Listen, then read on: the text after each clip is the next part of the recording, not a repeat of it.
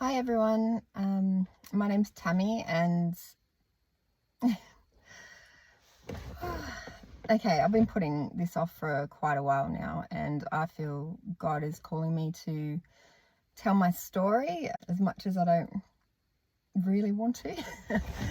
But I think it's important to get this out there so it can help someone else that might be struggling with the same kind of life events or situations that I have had to overcome in my 42 years of life.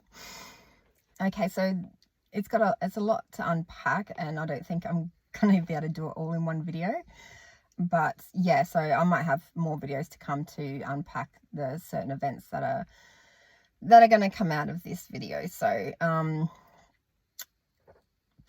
in a snapshot, it's overcoming 20 plus years of addiction, going to rehabs, dealing with domestic violence in relationships, homeless for a good part of my life, whether that be on the streets, not knowing where I was going to stay, or just living on people's couches or living in people's homes, not really having a permanent address that I could call home. Never in one place for more than 2 years. So yeah, a lot of moving around, interstate moves. Yeah, just not having somewhere I could call my own.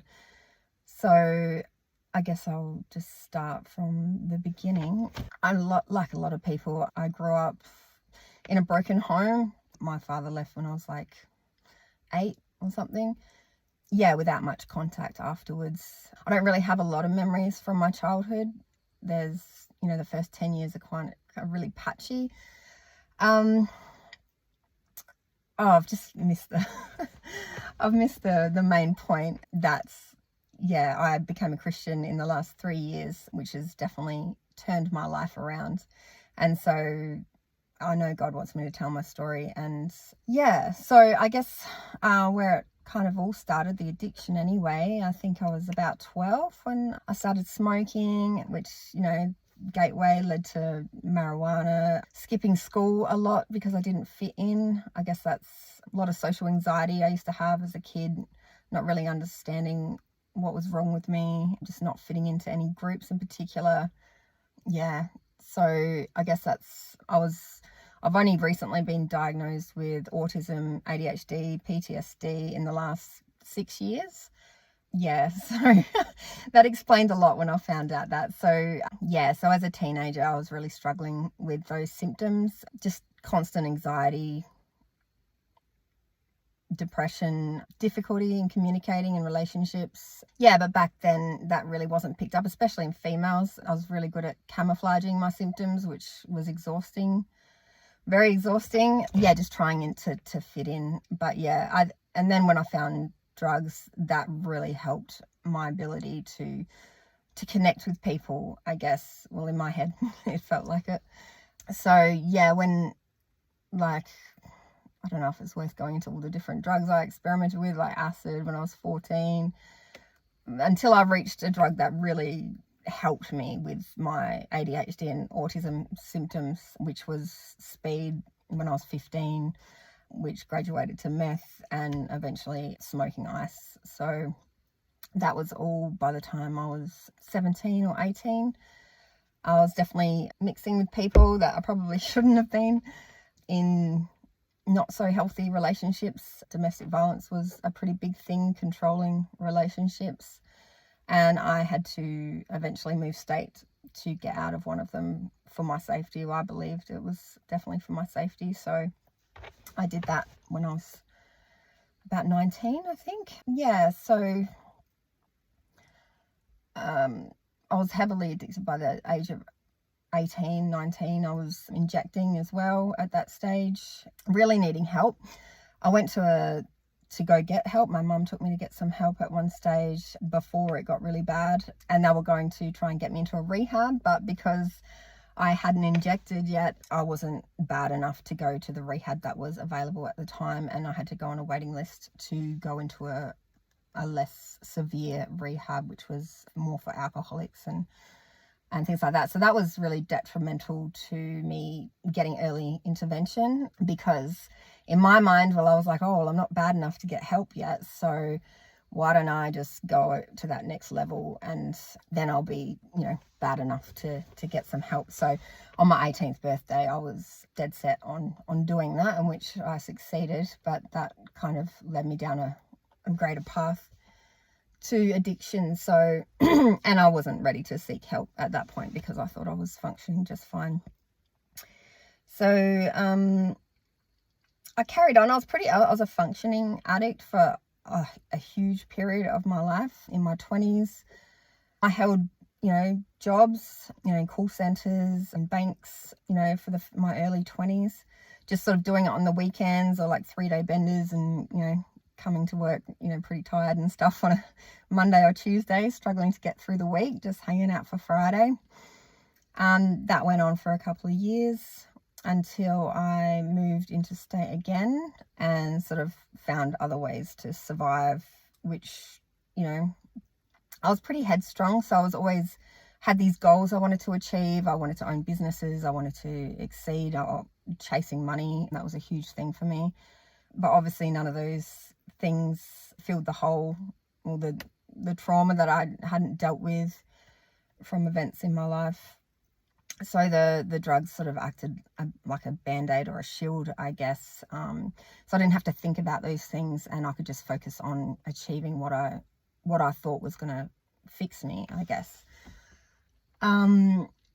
So I was actually quite successful. I did own my first business by the time I was 25. In my head, I thought I was doing quite well.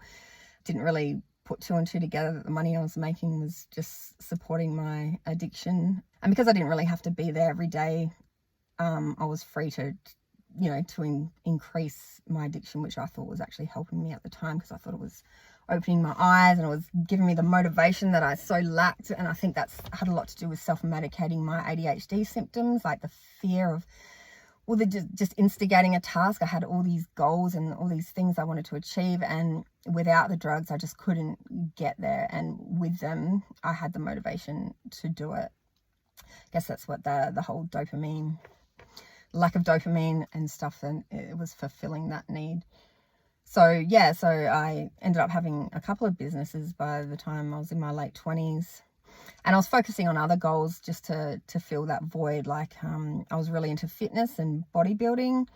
So although I was doing drugs on the side, I was really appearing that I didn't have a problem, because I was in the gym every day. I was training. I think I got down to 8% body fat. I was really muscular and looking really fit and healthy, unbeknownst to everyone else that, I had this side thing going on. Yeah, so I don't really know how I pulled that off, but yeah, I did quite well. I did one competition. I came second in the Southern Hemisphere in a NABA competition. And I just thought to myself, if I can get on stage and do this, it's going to get rid of, my anxiety issues will be over. Like if I can just accomplish this one goal, like, I'd never be able to do that before. So if I can actually get on stage and achieve this goal, I'll be okay. And just like everything else, I thought the business was going to solve it. I thought money was going to solve it. I thought all these things, and I'd get these lists every New Year's. I'd have this wish list that I'd want to do. And always on that list, apart from businesses and bodybuilding competitions and all that kind of stuff, towards the end, I was like, I want to quit smoking and I want to quit drugs. And it was always there in the back of my mind that I wanted to get my life right. But yeah, it always made the list the next year. And although I accomplished those other goals, those addiction goals just never eventuated. And you don't really seek help until you hit that rock bottom. And although I've hit plenty of rock bottoms in the past, it was never enough to... I just had to start that recording again because my phone overheated. So we'll see how long it lasts this time. So where was I? Yeah, hitting rock bottoms. I guess when the bodybuilding competition didn't solve all the issues I thought it would, obviously my addiction continued, and then it took a really traumatic event for me to actually go seek help for the first time. I had a friend that was from Adelaide that had moved up to the Gold Coast as well. He was wrapped up in a pretty bad scene up here, and he was on the same kind of drugs I was taking as well. And he was killed in a drug-related altercation. And I won't go into the details, but it was pretty traumatic. It made the front page news. I think I was 29 at that point. And it really just, when I found out, I saw him about 2 or 3 days before it happened. And yeah, it just really hit me hard. I don't know what it was. I just couldn't believe that that happened to him. And it really sent me down a downward spiral. Like I was taking more and more drugs, not sleeping, just trying to work out just how awful this event was and what led to it. And obviously I was going down, well, I was on the same path as him. So our lives weren't that different at that time. So yeah, so I got really down about it. And that, although I tried to, I used to write letters to rehabs all the time before this event happened, but never actually followed through with it.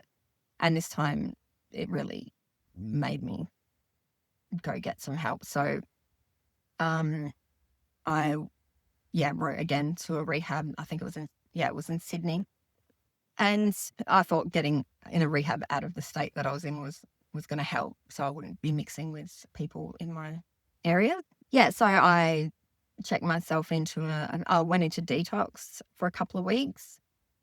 And then I was sent off to that rehab pretty much as soon as I got let out. So that was South Pacific Private in Sydney, which it was really good because it was the first time that I actually unpacked all the things that led to my addiction, which I didn't really do before. Like I was more on a self-discovery, like why am I the way I am? Like, but I wasn't really tapping into those childhood events and just growing up with all the stuff that I was dealing with.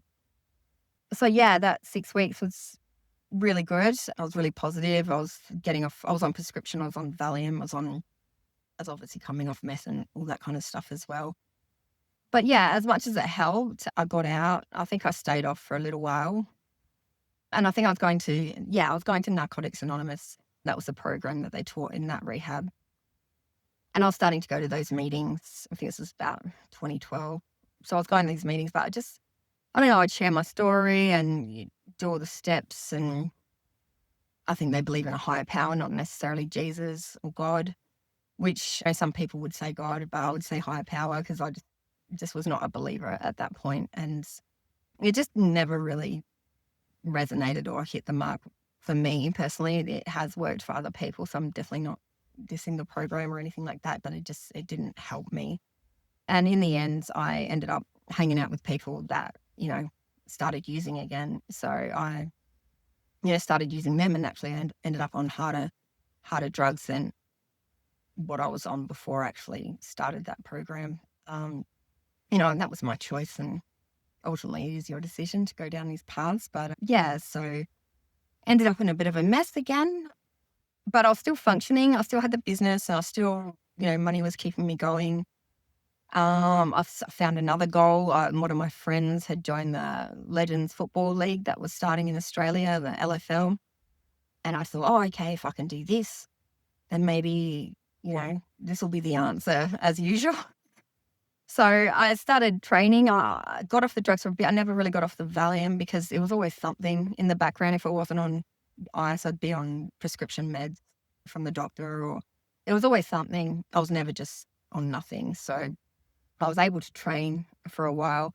But as usual, I didn't really fit into that group. I always had issues fitting into any group, to be honest. I don't know. It was just my inability to communicate or connect with people emotionally. I think that's where the autism or ADHD stuff comes in. And that obviously increased my anxiety because I just felt like I didn't fit in there. Always felt like people didn't like me, whether that was all in my head or not, who knows. But so when that started to really get to me, I started using again. I'd rock up to training without any sleep. People were starting to notice. I was really getting quite thin at that point, unhealthily thin. I don't even know how I didn't have a heart attack back then. I know God must have been looking out for me because sometimes I'd be like, oh my gosh, I don't even know how I'm functioning. But so when things started to get spiraling, I'd lost my home at that point too, which wasn't very good. So I was living in share houses and all over the place really. And my second business was struggling because I really rushed into that. I didn't think about it. And, one of the girls was running it was also having the same issues I was having. So that wasn't good for the business. Yeah. And so that was starting to fall apart. Bills were stacking up. I was an avoidant. I had all these envelopes. I've got a photo of my holding all these envelopes. I'm like, "Ooh, I'm just not going to deal with this of debt." Yeah, so I just kept using that. I had to sell my house. Any money that I got back from that, obviously you can have a guess where that went. Until I ran out again, everything was falling apart. My coach came over and said, "No, you got to leave the team." And I was just like, "Okay, yeah, this isn't going too well." So, I felt a bit like Ben Cousins actually. Oh, that's so funny. Yeah. So, yeah, so I was just in a tiny little studio apartment at that point, losing everything, watching everything just disappear basically. All my friends, any friend that I had, they were just sick of me, I guess, at that point, and didn't want to be around while self-destructing. So I was slowly just losing everybody. I forgot one point. I actually did my ACL in one of my training sessions before, I had to leave the team. And that was another low point for me because I couldn't move. I had to do recovery on my own, like getting the surgery done. I had to tell the entities, I don't even talk. The people that give you the drugs. I know what I want to say, but I just can't say it. But yeah, I had to tell them, I was a bit worried about going under. So I was like, I'm a user. I haven't slept. So I'm a little bit worried about what this is going to do to me, but I'm going to wake up during mid-surgery. And so they said they'd give me a higher dose. So the surgery went all right, but because I was withdrawing and stuff in the hospital, I was just in a really bad way. I think I spent 3 days there. And then I got out and someone picked me up, took me back to my studio apartment, and that's where I was left on my own with my addiction. Okay, so that was the third time my phone overheated. So, yeah, just trying to get in a cooler place. Hopefully, this is the last time I'll have to do that. Yeah, so, left alone with my drug addiction and my ACL, which was a 6-week recovery period. So, getting to the shower and all that was quite difficult. That was just one of the lowest points of my life. I really wanted to end it all so many times. I was just yeah, I was just using constantly. I wasn't sleeping or I'd just pass out. I remember my friend came over one time and I'd been passed out and like a whole tub of it had melted all over me. So that was like, oh, that's really embarrassing. That was a really low point for me. Yeah. So I don't know how long I was there just on my own. It was a long time. Yeah. It was a couple of months until I got to the point where I was like, I need help. I need help. Like, everything was just falling apart. I'd lost everything. My business was going down. Lost my house because whoever was renting it dipped out on me, and I just got to a point I was so behind I had to sell it. Yeah. So that's when I was like, okay, I got to go to rehab again. So I chose another one. And in saying this, that's when I was really searching for other people that had overcome the addiction that I had, because at that point I just didn't think it was possible. I was just like, it's everywhere. I can't escape it. I can't function without it. I feel so depressed and so like I just can't do tasks. I can't do anything without this drug. I'd been on it for like I was 30, nearly 30. No, I was 30 at this point. I've been using since I was like early teen. So I really didn't know anything else. I didn't know there was a better way. And sometimes I forget that. I forget that feeling that, there was no way out. So I'm really hoping that this video can give someone encouragement that there is another way. So yeah, after my second rehab, I go. I think it was around 6 to 8 weeks. Maybe I did my detox in there, so it was probably 8 weeks. It was in the Sunshine Coast, the health retreat. So it wasn't just for drug addiction; it was all for mental health stuff as well. People are in there for a variety of reasons, and it was a different approach, a more holistic approach. We still went down that path of why we do the things we do and just identifying that stuff, but all the diagnoses that I have now didn't really get addressed at any of those rehabs, really. I still didn't realize I was neurodiverse or my brain worked differently than most people. So, yeah, so when I got out of there, I was really lost. Like, I was really good for the first half. And then towards knowing that I was going to get out, I was really starting to struggle again because all those problems were still there. Like, I escaped it for a little while, but, you know, the debt I was in, the business is going down. My studio apartment, like, that I absolutely hated. At least it was somewhere to live. But yeah, it was not good. So I got out and I was using within a week, I think. So it didn't really help. So there, it wasn't long till I hit a really low point again, just depressed, just wanting not to be in this world anymore. I was really at that point. I was journaling. I was just making a big story of my life, just like, how did I get here and what is wrong with me?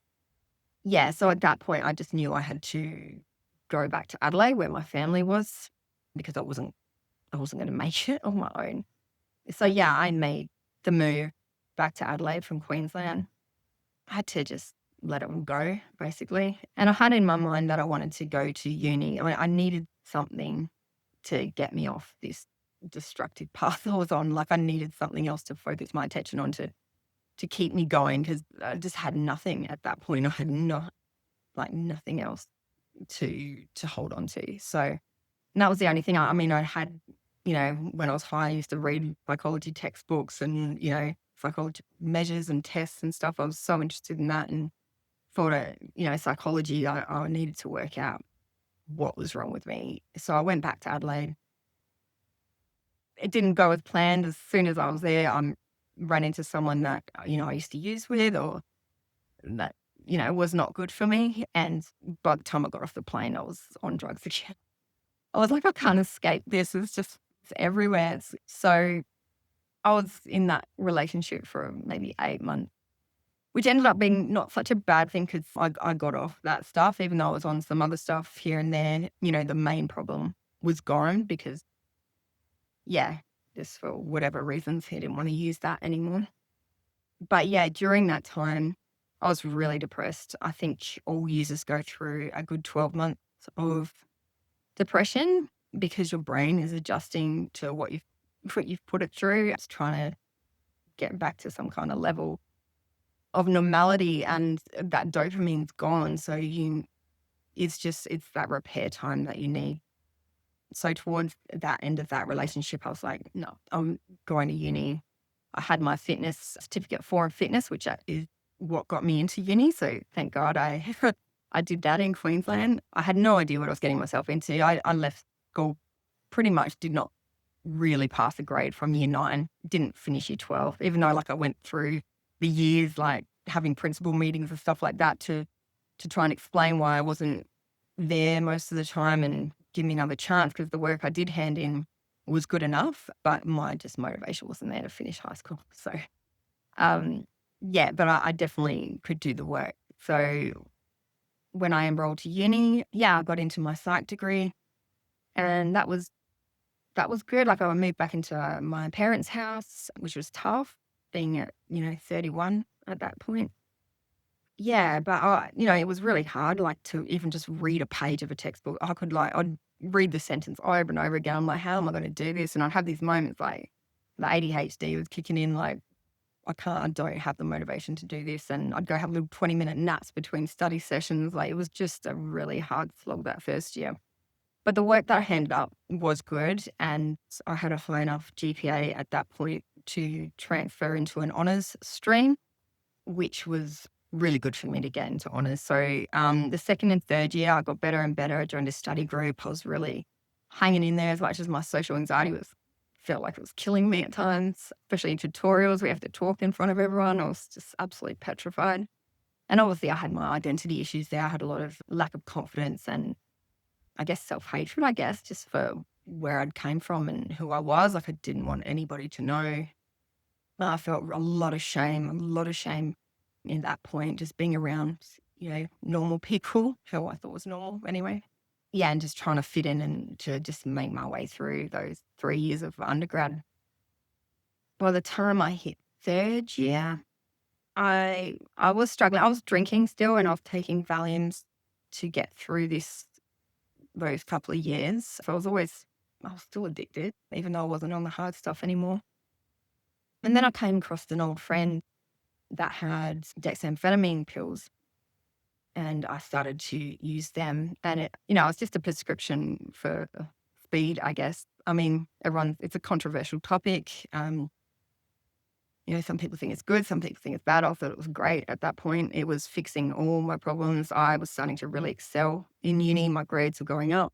I could focus. All the anxiety was gone, the fear, failure. Yeah, so I was taking them towards the end of my third year and through my honours year as well. So, yeah, so even though I didn't think it was a bad thing, because it's just like a prescription, it's from a doctor, even though I wasn't getting it from a doctor at that point, it was really helping me. And I just felt like I'm normal again. This kind of how I felt when I first started drugs. Like it was just like a medication. It got rid of all the uncomfortable symptoms that I had. I was able to connect with people better. I was having motivation. Everything was organized in my life. It felt like the solution to my problems. Then I started my PhD, which I was just scraped in with my GPA. It wasn't as high as, it just scraped in at the bottom line. I was rejected at first, and then I got a letter a couple months later because obviously someone dropped out that was on the list, and I happened to be that next person on the list that got through. So that was amazing. That really was a dream come true for me because I didn't really know what to do after my undergrad. I'm like, oh no, uni was to keep me straight and narrow. Now it's finished. Like, what am I going to do? So I was like trying to get a job while I was waiting for my PhD outcome. But then that came through. And I had done some volunteer work in drug and alcohol services and things like that. I really struggled with the communication side of it though, as I always have. So I didn't think clinical psych was going to be for me at that point. And I really enjoyed stats, that research method. That's where my highest grades were. So I thought, yeah, PhD is definitely the way to go for me. And so I started my PhD. My honours was in eyewitness memory. So it was I was really interested in forensic psychology at that point. I've always been interested in true crime and obviously people I'd been associating with my whole life. And I was really interested in figuring people out, like why do they behave the way they do? What makes people go down these, paths in life? So yeah, I gravitated towards forensic psychology and yeah, honours was eyewitness memory, but then my supervisor was retiring at that point. So I needed to find another supervisor that was in that forensic domain, which happened to be in autism and law. So this is the first time I even came across autism. I'd heard of it, but I had no idea what it meant, what the symptoms were whatsoever.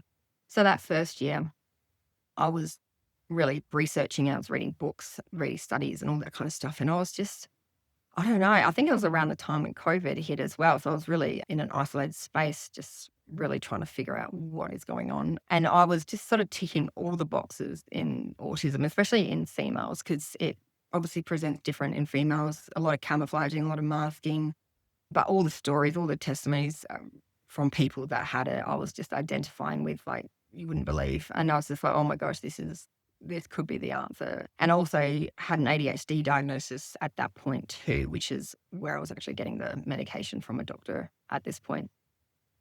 So I was like, okay, I'm going to go get diagnosed. I'm going to see what this is all about. So I went and got an assessment, went for about 3 hours. And she said, because there was so much trauma there, she said that autism was probably a protective factor that actually helped me get to the point where I was at, because I was able to, I guess, associate a lot as well. And I was sort of talking about my life a bit matter-of-factly. And yeah, and it was some kind of resilience in a way, I guess. But yeah, so she determined that I did have autism, a level 2, whatever that means. But yeah, so I thought that was going to be the answer to my problems, but it really wasn't. I know it is for a lot of people. A lot of people say, yep, now I've got my diagnosis, I've got insight, I know why I'm the way I am. But for me, I think because of COVID as well, I think it just gave me a reason to withdraw more from society. I was like, okay, this is the way I am.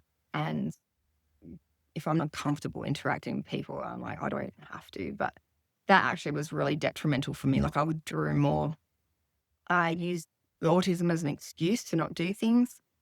And I just thought, yeah, this is just the way it's going to be. I'm just going to be isolated on my own in front of this computer for however, like, this was just it. This is my life. And I'm on the Dexies, that was a juggling act in itself. Coming down, they only lasted 2 hours. You had to plan your day around it. So I'm going to feel this way at this point, and I'm gonna need them at this point. They were just like this huge security blanket for me. And obviously your tolerance builds up and you start needing more and more as well. So that was, yeah.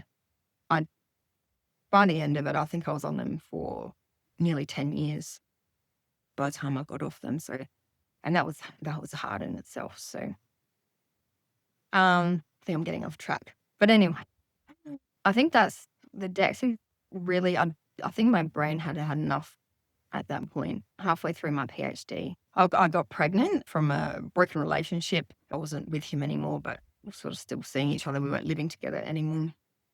And I became pregnant. Well, far out. I don't even know where I'm going with this. But it leads into the next thing that really happened that really woke me up and started me on a path to healing. So, um, yeah. Ugh.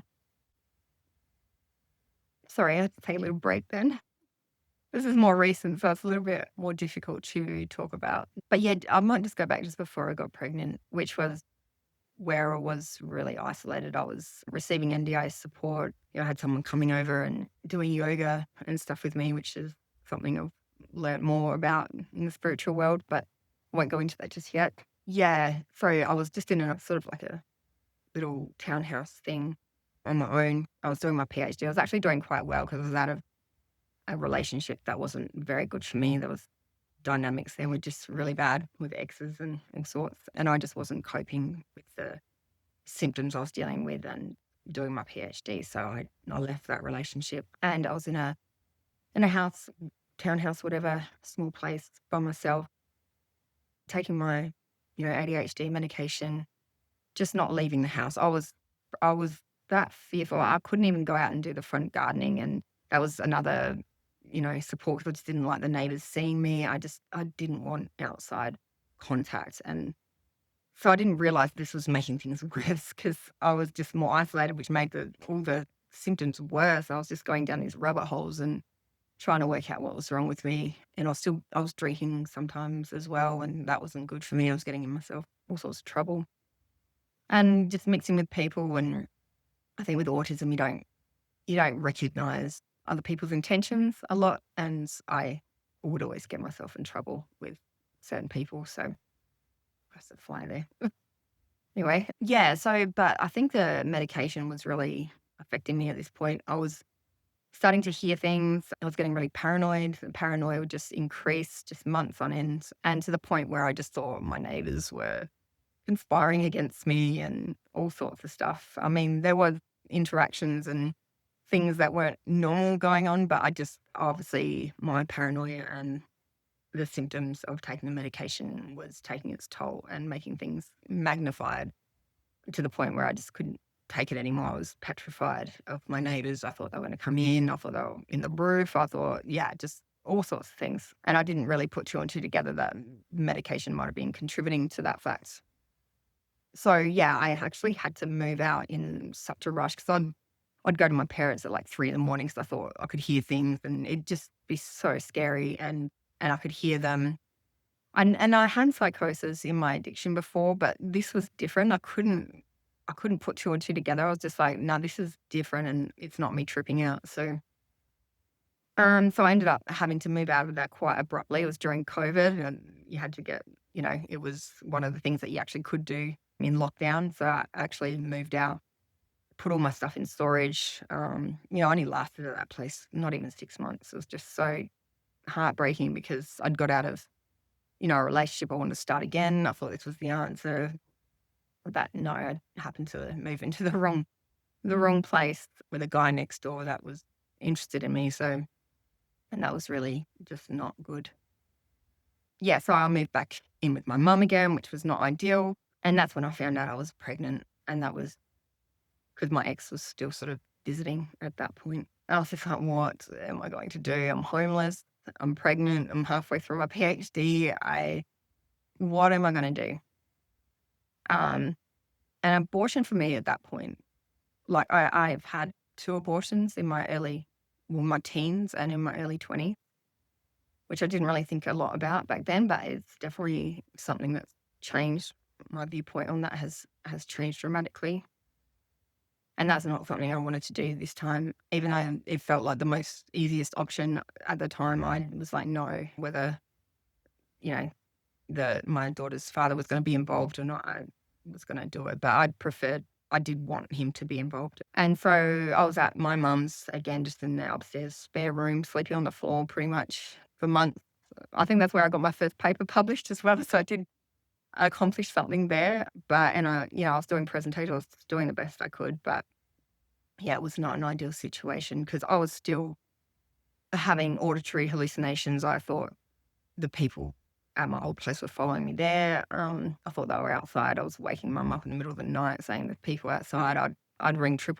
I was not in a good spot. And so eventually I got out of mum's and I moved in with my daughter's father again. And we got a place. And then things started to really get better. When I was pregnant, it was the best feeling I had ever been. My anxiety was low. I was just so happy. I don't know, I was so at peace and I was so excited to have her. And it was really changing my perspective on life. And, I wasn't the only one to worry about anymore. Like I had this little life inside of me that was more important than my own life for a change. So, yeah, so it was, I don't know, it was a really good time. I really enjoyed being pregnant.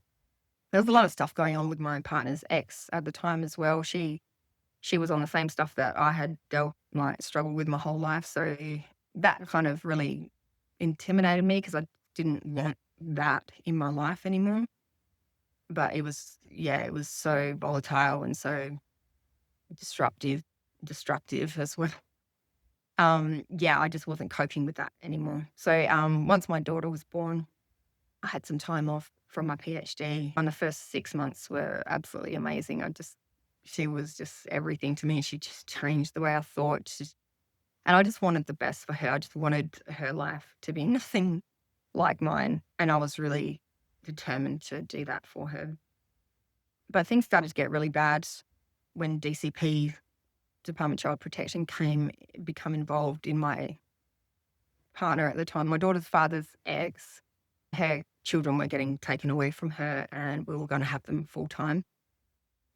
And this was a very, very volatile process. Obviously, she wasn't happy about that, and I won't go into those details too much, but it was really hard, and I was not dealing with it. It was like a mental breakdown I was having. I was just very fearful for my daughter. I wasn't thinking straight. Obviously, everything's magnified. I was still taking my medication at that point, and I think my brain had just had enough. It cracked, and I started getting the same symptoms as I had at the old place I was at. I was hearing things. I thought, oh my gosh, I'm having this problem again. My neighbors hate me. I could hear them again. And I was just like, and I couldn't put two and two together that it was all in my head.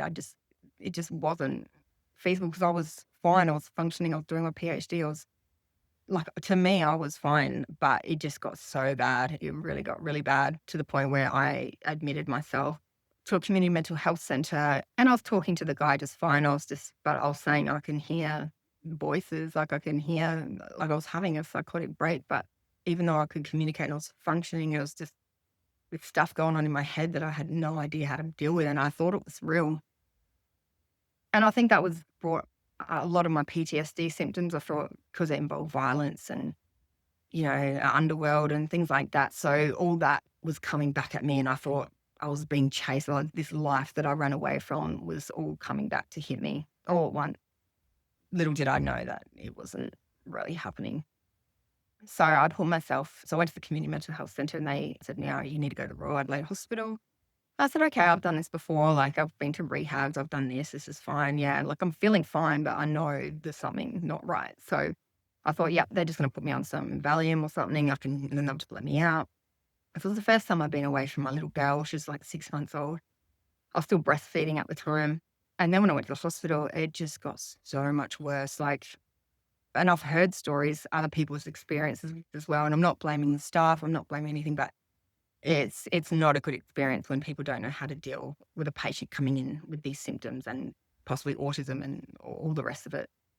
So I started to think the nurses were talking about me, all the doctors and all that kind of stuff. I thought they were conspiring against me. I'm sure you've all heard these stories before when it's mixed with drugs, but I was on medication. I was on prescription medication, which I thought, was fine. So I didn't think anything was wrong there. But at this point, I really think my brain just had had enough of the constant dopamine hits and all the rest of it. So, and the trauma that was going on at the time. So they had me there. It was so traumatic. I was trying to pump breast milk and I couldn't get the pump working, and the nurses, it just felt like everything was against me. It was so awful. And I just thought everybody just hated me there. And then I went to Glenside. I thought that I thought they were going to kill me. I thought it was all a big setup to get me out of that hospital and into this van. And they took me through this back door at Glenside. I was just like, oh my God, I'm going to die. It was it was terrifying because like it's real. It's real to the people that it's happening to. Even if it is all in their head, it feels as real as anything. Yeah. And like still to this day, I remember it. And I was so, I thought I was seriously going to die. And once I got to Glenford, like I realized that they weren't going to let me out. I thought I was just going into the hospital to get some treatment and then they were going to let me out. But there's this law that, if the psychiatrist deemed you unfit, even though I was talking to him quite fine, I think when they called my partner at the time, because at the time I thought, he was trying to poison me and all this kind of weird stuff. And yeah, so all these facts put together, even though I could hold a decent conversation and try to say that nothing was wrong, they didn't believe me. So off I went to Glenside, absolutely petrified, thought I was going to die there. And I really think this needs to be addressed at these centres because there were majority males in the place I was put into. There was maybe one other female there, and I was petrified. I had been to plenty of like rehabs before, things like that, and I never had felt unsafe before, but I felt so unsafe in this environment. People could walk wherever they wanted to walk. There was a community area, but if somebody went to the room, they could. It was just, yeah, it was petrifying. I was so scared. I would like stay near the nurses set, like just shaking, like in petrified. Nobody would help me. The nurses were busy doing whatever. Sometimes they weren't even there. So that scared me as well. I just wanted to be in front of a camera or in front of the nurses station just to feel safe. Didn't want to go to my room. And this was awful. So I don't know how I survived the first night. I couldn't sleep. I was just absolutely petrified hearing these voices, like these awful things that these voices were saying to me. And the next day I was just like, I was reading my psychologist. I was like, get me out of here or get me a support person. I can't deal with it. I'm not going to survive.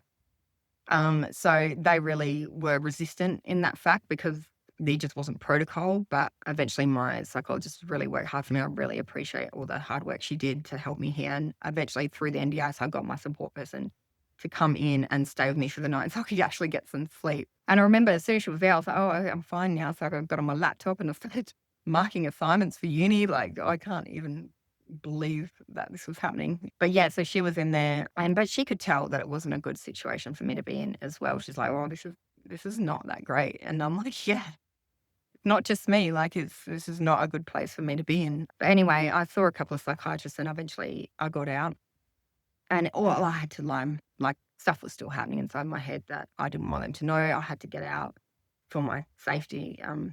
Yeah. Yeah, maybe I'll go into it a bit more in another video, but it was awful. So I got out and things didn't get better for the first month. I was not in a good way.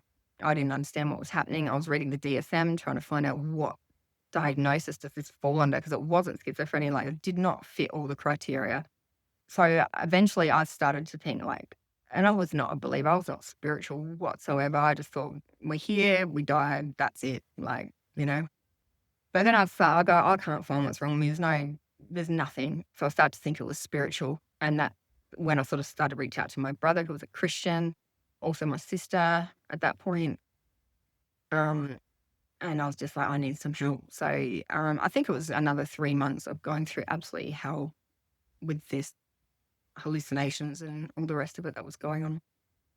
And I don't know what it did. I don't know if it's a Dexys. I don't know if there's a lot of research on postpartum psychosis that happens, after birth or while you're pregnant. And like I did fit those boxes as well. Or autism and psychosis, there's a lot of correlations there in the research. So not that I knew any of that back then, but yeah. So I eventually got myself to a church. I said, I need to get to a church. I don't know how. I was starting to watch YouTube videos, all the rest of it. And they sort of put me at peace. And I was like, hey, there's something here. So I went to a church. My sister came along and he wasn't going to church at that point. She was just watching services online. And my partner at the time came with me as well. And I felt something and I had people pray over me and something lifted that day. Like I wasn't completely fixed, but something definitely lifted yeah, the intensity of what was going on definitely dropped quite low. And I just thought, "Yeah, this is the answer."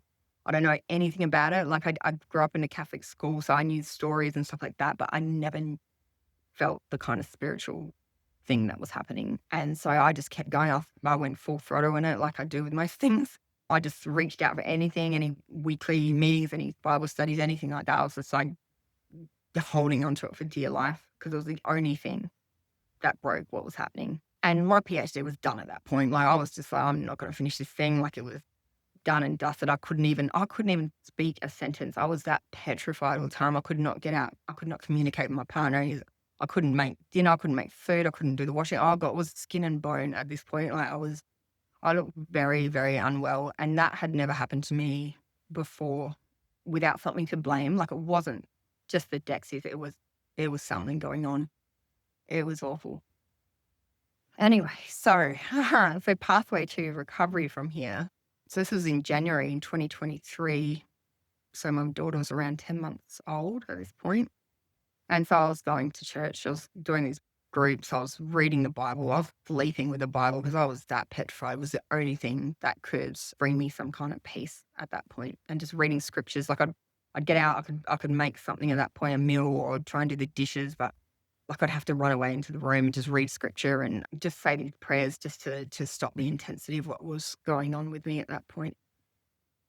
So I left the system because it was not helping. They did a couple of follow-up calls on the rest of it, but I just sort of lied my way through that just to get by. So yeah, so then I was really starting to feel at peace. I was still freaked out about the spiritual world. I was petrified that there was a God. I was absolutely petrified. So I know people told me you don't have to be scared of him or anything like that, but I couldn't get past. I was petrified. But yeah, eventually in March 23, I got baptized. So I was born again, left my old self behind. As much as I thought that was going to fix everything, like I thought, yeah, this is the fix. I'm just going to get baptized. I'm going to be brand new and be fixed. But it was a bit of a recovery from there to here. But straight away, like I was back doing my PhD. I had a meeting with my supervisor. Like this is, after coming out of this huge traumatic thing, and found God. I was like, okay. And I just kept asking him for help. I'm like, just help me do this, help me get back on track. So he did. And I had my meeting with my supervisor. I was starting my PhD. I only had a year left to do it at this point, and I just had bits of writing everywhere. I had done my data collection for the most part, but there was still a long way to go. Like there was still a good couple of years left of work realistically to do.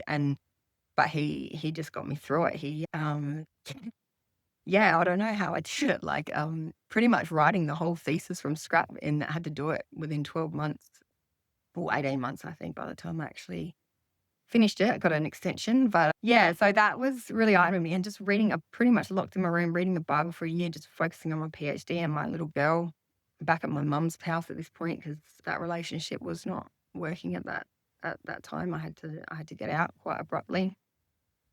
Yeah, but that I just had something to focus on, and I was like, I just remember at one point when it really hit me that I could just see clearly for the first time. I think all the colors were so bright and vibrant. It was like, and the clouds, like I don't know, just like I'd been in a dark hole my whole life, and then all of a sudden, like I felt alive. I just remember going to my Bible study. I was just like, oh my gosh, I like the clouds and the colors, and I thought they're gonna freak out. They're just like, no, you're alive, like you.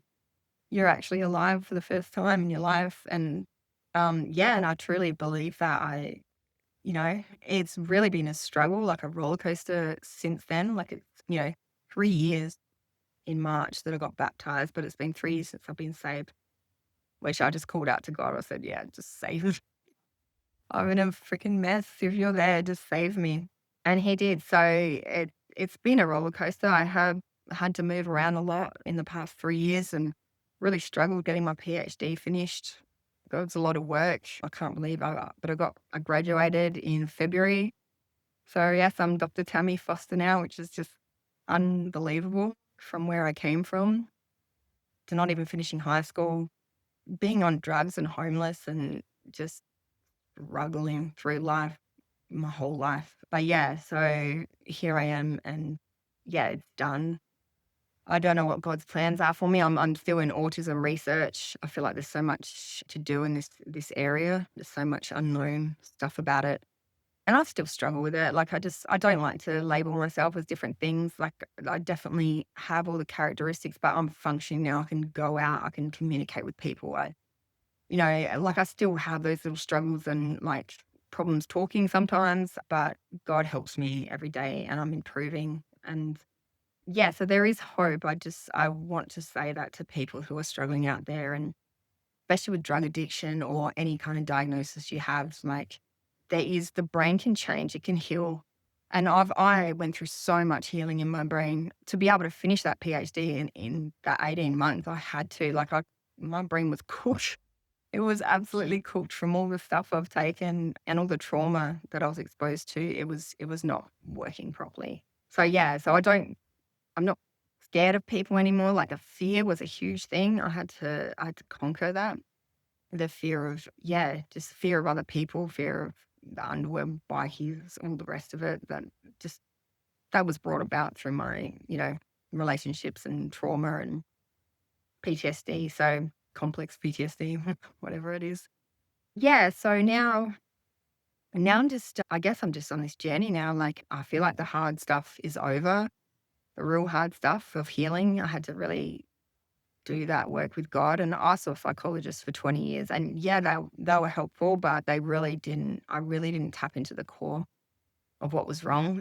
Which is funny enough, I think the biggest thing on this journey with God is having to forgive people that, that had played a part in what had happened to me and the trauma that I suffered. And that I didn't, not once did we go through that in any psychologist session that I'd ever went through was forgiveness. And that is that was a huge thing for me, just to let go of all that anger and all that blaming other people for the way my life turned out.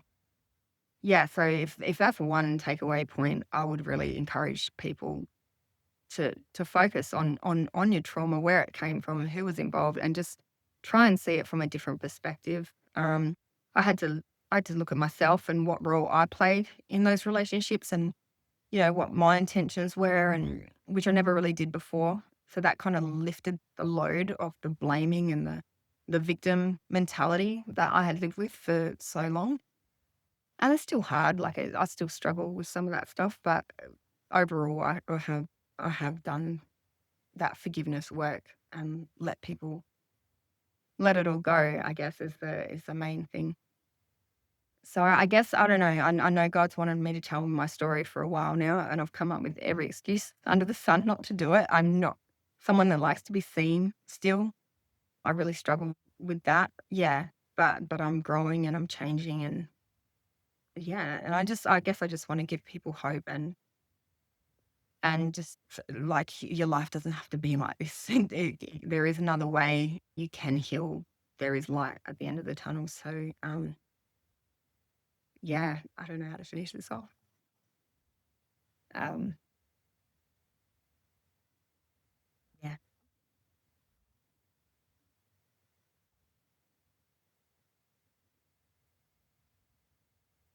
But yeah, thank you for your time. Yeah, I didn't want to mention any people in this. I don't want to, I don't want to bring other people into my story. Everyone's got a different perspective on how things happen. I just want to focus on God and how He's helped me in this recovery period. And there's so much more I could tell you about my Christian journey, which I hope to in the future. So I guess I just wanted to let people know that doesn't matter how hard your life can get, that there is another way. Thank you.